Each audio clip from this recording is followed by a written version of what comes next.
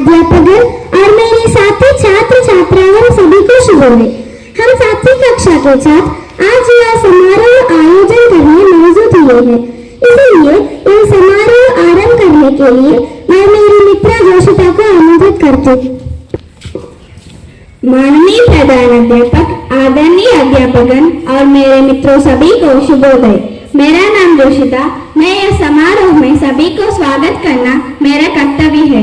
इसलिए सबसे पहले हमारे प्रधानाध्यापक आदरणीय विद्या प्रेमी और कर्तव्यनिष्ठ अनुशासन के प्रतीक ब्रदर तेसरा जी को यह समारोह में स्वागत करती हूँ। इसलिए सबसे पहले और हमारे पाठशाला के छात्रों को, आदर्शमय अध्यापकों को, हमारे प्रिय कक्षाध्यापक को धन्यवाद। हर मनुष्य का जीवन भगवान पर निर्भर होता है। हमारा जीवन आगे बढ़ने के लिए भगवान का सहारा होना चाहिए और यह भी जरूरी है कि हम भगवान का स्मरण करना।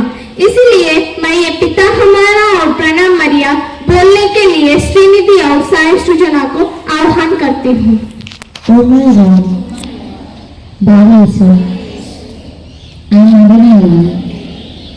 Bless our school, bless our teachers, bless our parents, bless our brothers and sisters, bless our 10th class students, that they may experience your knowledge and wisdom. Blessed hard work, so that they may get good results and 10 GPA. Fill them with your grace and with your helping hands. Be with them and guide them in their studies. We ask these blessings through your most Malaysia and Mother Mary. Amen.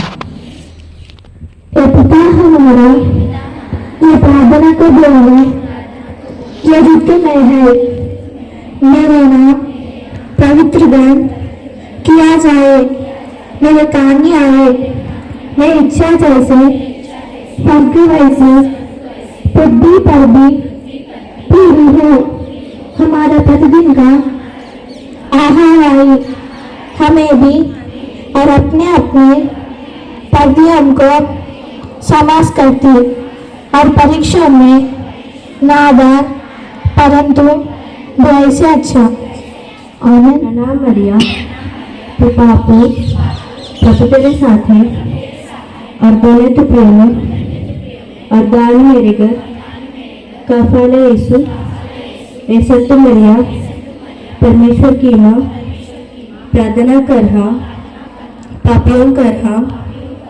पापियों के लिए अब और हमारे मरने के समय।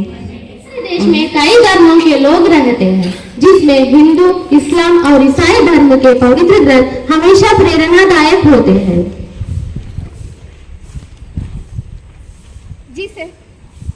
जिसे हम पालन करने से एक अच्छे नागरिक बनने का सहारा मिलता है। इसलिए यह समारोह में बाइबिल, भगवद गीता और कुरान के पवित्र वचनों का पठन के लिए मैं मेरी सहेलियों को आह्वान करती हूँ। सब कक्षा विश्राम। सभी को शुभोदय। मेरा नाम इमरा है। यह पवित्र ग्रंथ बाइबल से लिए गए हैं। संसार की ज्योति मैं हूँ। जो मेरा अनुसरण करता है वह अंधकार में भी नहीं चलेगा, वरना वह जीवन को कुछ ज्योति प्राप्त करेगा। धन्यवाद। When Jesus spoke again to the people, he said, I am the light of the world. Whoever follows me will never walk in darkness, but will have the light of life. Thank you. सभी को शुभोदय। मेरे नाम में है। यह पवित्र ग्रंथ भगवद गीता से लिए गए हैं।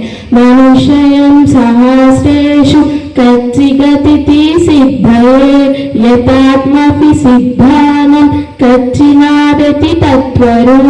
हजारों मनुष्यों में कोई एक मेरी प्राप्ति के लिए व्यक्त करता है और उन व्यक्त करने वाले योगियों में भी कोई एक मेरी परायण होकर मुझको यत्त से यथार्थ रूप से जानता है। धन्यवाद। Amongst thousands of persons, hardly one strives for perfection, and amongst those who have achieved perfection, hardly one knows me in truth. Thank you.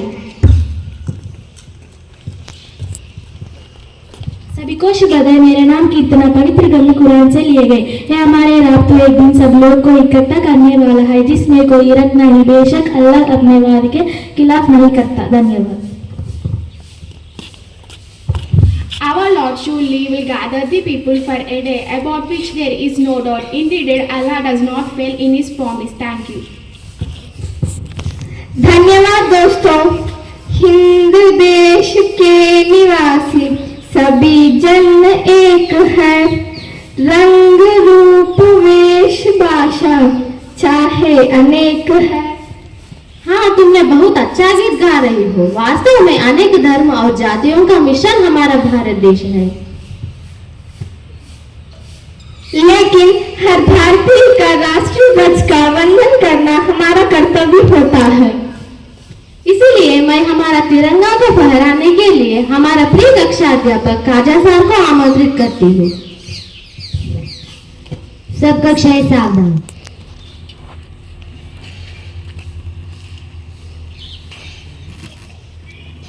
झंडा की सलामी।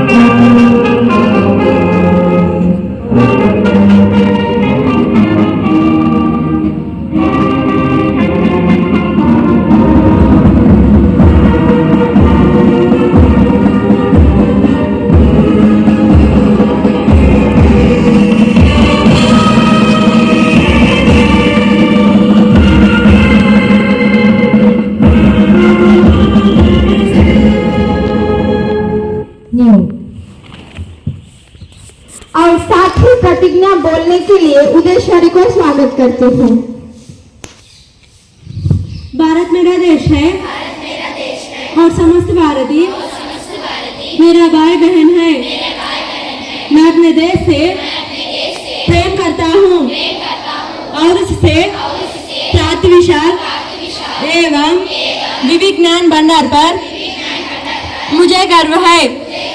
मैं सर्वदा इस देश एवं इसके ज्ञान भंडार के अनुरूप बनने का प्रयास करूंगा। मैं अपने माता पिता और अध्यापकों तथा समस्त गुरुजनों का आदर करूंगा। मैं प्रत्येक व्यक्ति के प्रति नम्रता पूर्वक व्यवहार करूंगा। मैं जीव जंतुओं से भी प्रेम पूर्वक व्यवहार करूंगा। मैं अपने देश और उसकी जनता के प्रति अपनी भक्ति की शपथ लेता हूँ। उनके मंगल एवं समृद्धि में ही मेरा सुख निहित है। जय हिंद। जिंदगी में कुछ करना है और कुछ पाना है तो हमें आत्मविश्वास रहना बहुत जरूरी है। मनुष्य आत्मविश्वास और लगन से हर कुछ हासिल कर सकता है। आत्मविश्वास के बिना सफल होना असंभव है। फिर इस विषय पर मेरी सहेलियां एक नाटक प्रदर्शन करने के लिए आपके सामने आ रही है। आइए मेरे दोस्तों। हम यहाँ नाटक प्रदर्शन कर रहे हैं भैया काव्य है, जिसमें एक मुख्य एथलीट विल्मा के बारे में बताया जा रहा है। विल्मा ग्लोरियन रुडॉल्फ का जन्म अमेरिका से टेनेसी प्रांत में हुआ। 4 साल के वर्ष उसे पोलियो आया था, जिसने चल ना सकती थी। देखिए अब क्या होगा।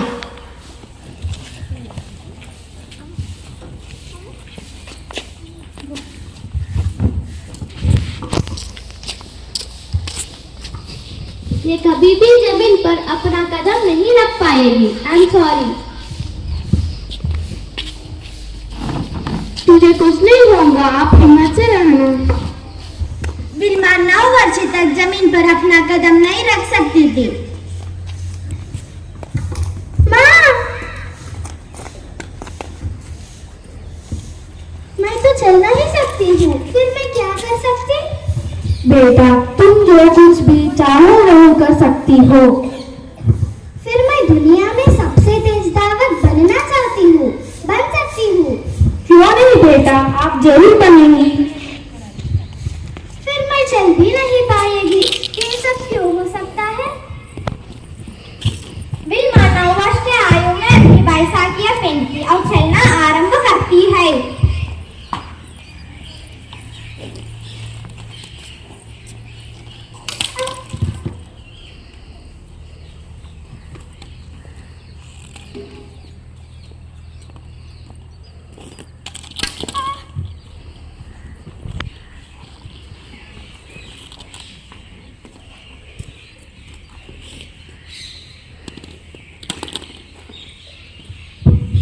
मुझे किसकी सहारा नहीं चाहिए, मैं खुद चल पाऊंगी। इस तरह प्रयत्न करते करते 1-2 साल में विल्मा खुद ही चलना आरंभ करती है। फिर एक दिन कल पाठशाला में दौड़ प्रतियोगिता है बच्चों, आप सब भाग ले सकते हैं। पहली बार विल्मा दौड़ प्रतियोगिता में भाग लेती है और सबसे पीछे रह जाती। इस तरह दौड़ प्रतियोगिता में भाग लेते हुए आखिर एक दिन प्रतियोगिता में पदक आती है। मैं जीत गई, मैं जीत गई। मैं और भी दौड़ कला सीखना चाहिए। 15 साल के उम्र में विल्मा टेनेसी विश्वविद्यालय जाती है। अब देखिए, वहाँ कोच हेड टेम्पल से मिलती है।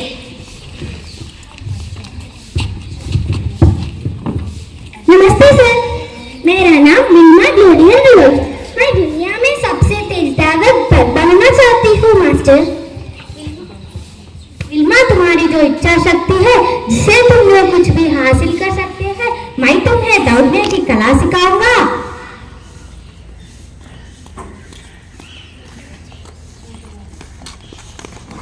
इस तरह विल्मा दौड़ने में अभ्यास करते करते 1960 रोम ओलंपिक में भाग लेती है।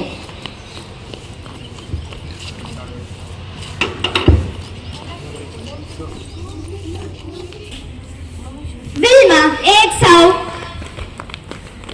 200 और 400 रिले रेस में प्रथम आकर और 3 स्वर्ण पदक जीतती है। विल्मा 100, 200 और 400 रिले रेस में प्रथम आकर और 3 स्वर्ण पदक जीतती है।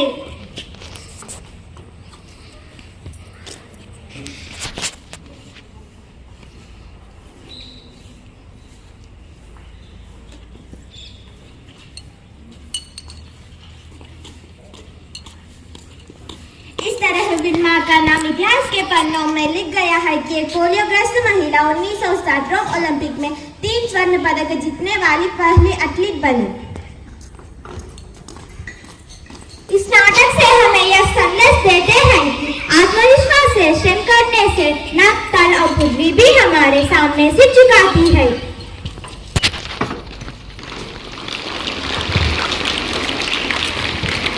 My dear brothers and sisters, మేము మీకు చెప్పదలుచుకున్న విషయం ఏమిటంటే ఆత్మవిశ్వాసం మనిషి అసాధ్యాన్ని కూడా సుసాధ్యం చేయగలదు. మీరు కూడా ఆత్మవిశ్వాసంతో అనుకున్నది సాధించాలని, చేసే పని ఇష్టంతో చేయాలని కోరుకుంటున్నాను.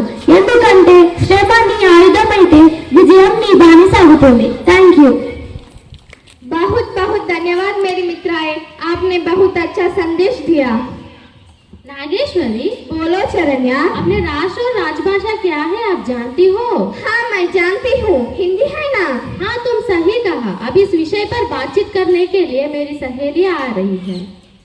रास्ते में जा रहे हैं, वे बातचीत करते हुए आगे बढ़ रहे हैं। क्या बात है हर्षवर्धनी, तुम आज बड़ी खुश हो, कहाँ से आ रही हो? अपने विद्यालय से आ रहे हैं। हमारा पाठशाला में कल एक विशेष कार्यक्रम है, उसी की तैयारी चल रहा है। अच्छा, तो तुम्हारी पाठशाला में भी हिंदी दिवस मनाया जा रहा है?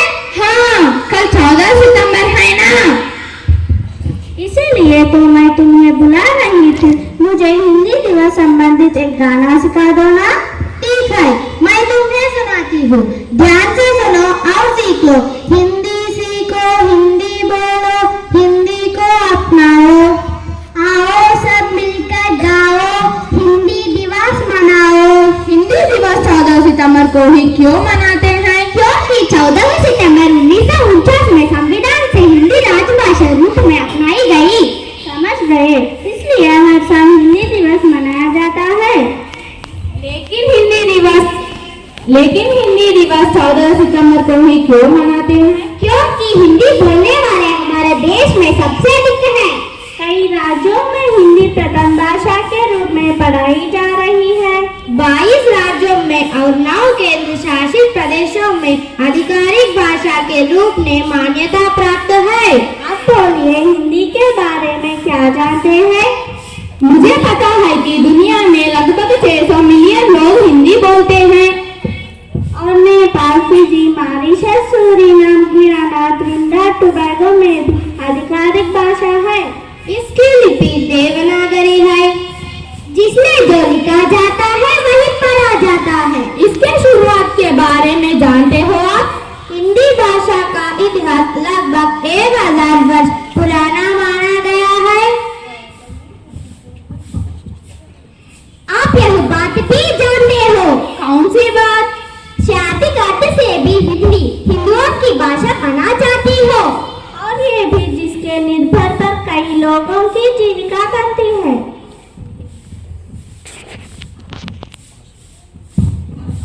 हाँ, और सब कहते हैं कि हिंदी देश को जोड़ने वाली एक कड़ी है। भारत में 26 करोड़ लोग हिंदी पहले भाषा के रूप में, 12 करोड़ लोग द्वितीय भाषा के रूप में पढ़ रहे हैं। हाँ, इसलिए देश का हर नागरिक हिंदी सीखने बहुत जरूरी है। हम सब कहते हैं कि देश की शान है हिंदी, देश की पहचान है हिंदी, हर दिल में विराजमान है हिंदी। जय हिंद, जय हिंदी। इस समारोह के अवसर हमें सुवचन बताने के लिए मेरी मित्राएं आ रही है।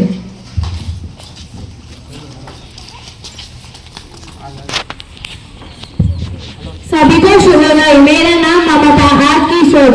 श्रम आपका हथियार हो तो विजय आपका गुलाम होगा। धन्यवाद। सभी को शुभोदय। मेरा नाम अलकानंदा, आज की सोच। पुस्तक जोब में रखा हुआ बाग है। धन्यवाद।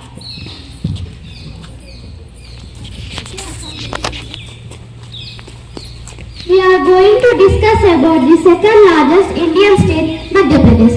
Madhya Pradesh is a state in central India. Its capital is Bhopal and the largest state is Indore with Gwalior, Jabalpur, Ujjain, Dewas, Sagar, Satna and Rewa being the other major cities. Madhya Pradesh is the second largest state by area and the fifth largest state by population with over 72 million residents. It borders the states of Uttar Pradesh to the northeast, Chhattisgarh to the east, Maharashtra to the south, Gujarat to the west, and Rajasthan to northwest. The population of Madhya Pradesh state is 8.77 crores. There are 428 mandals and 23,006 gram panchayats in Madhya Pradesh state. The chief minister of Madhya Pradesh state is Mohan Yadav. There are 184 legislative constituencies. Madhya Pradesh is a state located in central India. Madhya Pradesh is also divided into districts. There are 52 districts in Madhya Pradesh.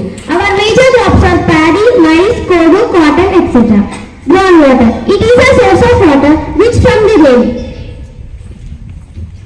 Madhya Pradesh also sends 40 members to the Parliament of India. 29 are elected to the Lok Sabha, 11 to the Rajya Sabha. The constitutional head of the state is governor, appointed by the President of India.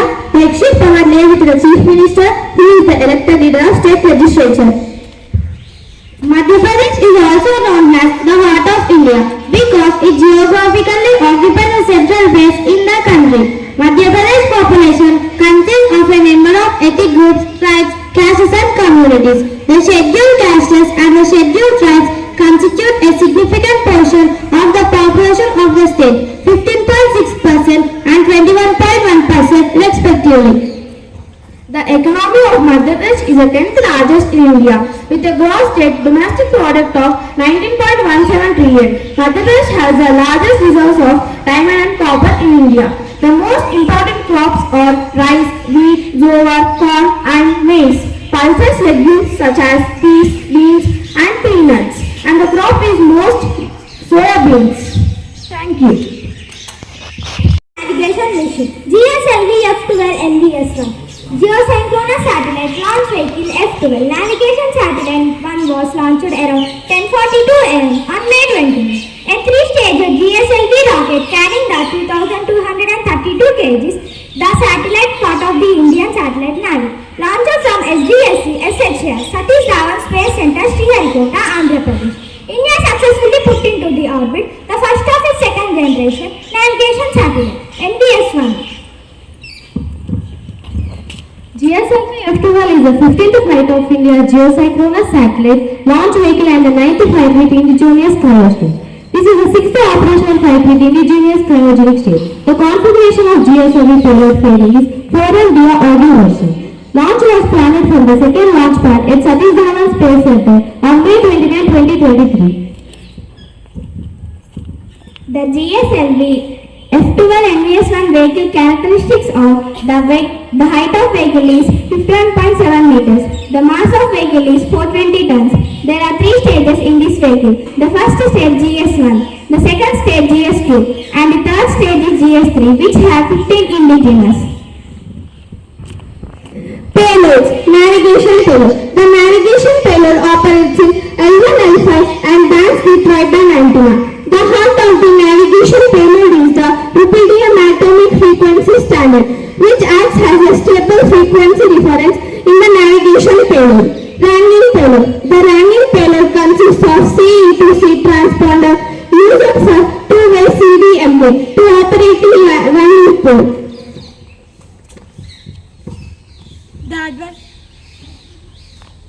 The advantages of GSLV F12 NVS1 are the IRNNS, the Indian Regional Navigation Satellite System, continuously emit time-stamp for navigation signals which are received by the ground-based users and receivers. The project director of GSLV F12 NVS1 was MP Giri and the chairman is S. Somanath.